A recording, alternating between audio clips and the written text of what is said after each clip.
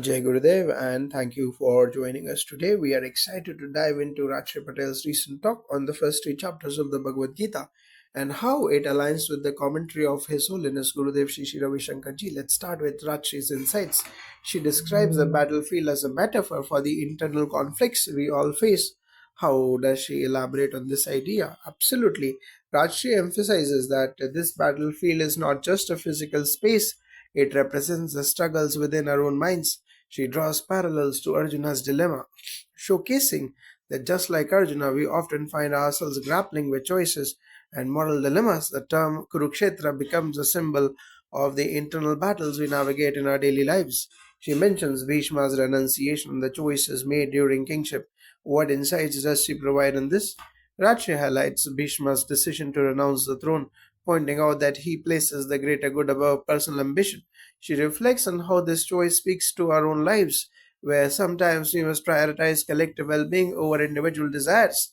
This resonates deeply with Gurudev's teachings about selflessness and the importance of understanding roles in a larger context. The notion of attachment and detachment seems central to her talk. Can you elaborate on this?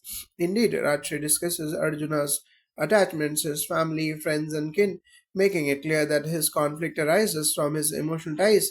She illustrates that the essence of the Gita lies in understanding these attachments and learning to rise above them.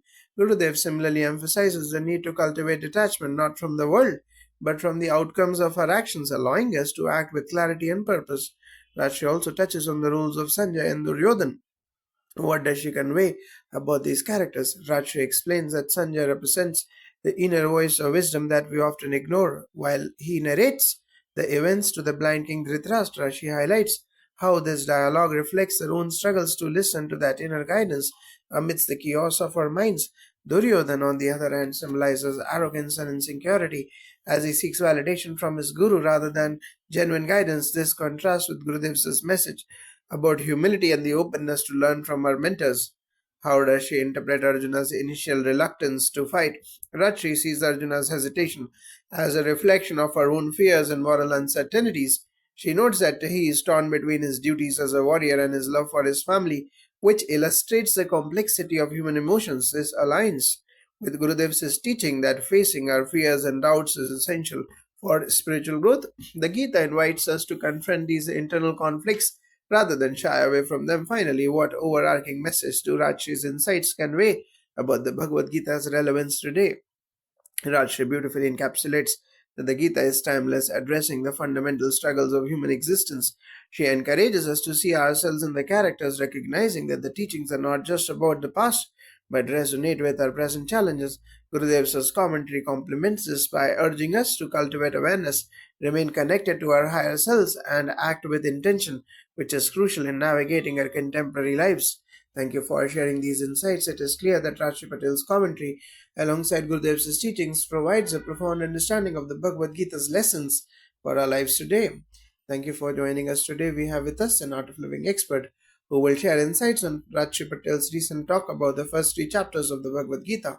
Rajshri, a long-time devotee of His Holiness Gurudev Shri Ravi Shankar Ji, provided a rich interpretation that echoes Gurudev's teachings. Could you summarize her key points? Absolutely, Rajshri's talk focused on the inherent ignorance that every human experiences symbolized by Duryodhana's blindness compared to Lord Krishna's enlightened awareness. She emphasized that all beings are born with some degree of ignorance, what she described as a lack of awareness of our true essence. That's a powerful perspective. How does this relate to the idea of consciousness and awareness? Rachi explained that while we all have layers of ignorance, Krishna is the embodiment of awareness. He is born fully awake, whereas Duryodhana represents ignorance. The challenge is to transcend this ignorance and recognize our essence beyond physical existence. That's interesting. She mentioned something about the nature of Duryodhana's character. Can you elaborate on that? Yes, she discussed Duryodhana's motivations on how his upbringing shaped his perspective, growing up believing that the throne was rightfully his. He embodies the struggle of attachment and conflict with human nature. Rashi highlighted that none of us are purely good or bad. Rather, we all possess a mix of qualities influenced by our circumstances and conditioning. That's a nuanced view. How did Rajshri approach the topic of righteousness and pretense? Rajshree made a striking comment that a righteous person pretending to be righteous can be more dangerous than an openly flawed individual. This reflects the importance of self awareness and authenticity. She urged the audience to reflect on where we might be living in pretense, especially in our own lives. Did she address the theme of attachment, particularly in relation to me and mine? Indeed, this is central to her message. Rajshree emphasized that while caring for our loved ones is natural, we must examine how attachment can cloud our judgment. She pointed out that we often respond differently to our loved ones compared to strangers, which indicates a deeper issue of attachment rather than genuine concern that aligns closely with Gurudev's teachings on detachment and selfless love. How does this understanding help in navigating life's challenges? Rachi encourages us to recognize the divine presence in every situation, reminding us to remain humble and to turn to a higher power for guidance. This humility is essential as it allows us to acknowledge our limitations and prevent us from being trapped by our ego or desires. It sounds like Rajshree's interpretation beautifully complements Gurudev's insights. Any final thoughts on the significance of her commentary? Rajshree's talk serves as a profound reminder of our journey towards self awareness. By reflecting on these lessons from the Bhagavad Gita, we can cultivate a deeper understanding of ourselves and our relationships. Both Rajshri and Gurudev inspire us to strive for a life of awareness, compassion, and unity. Thank you for sharing these insights. It is clear that Rajshri Patel's commentary on the Bhagavad Gita offers a rich exploration of human nature and the path to enlightenment. Jai Gurudev.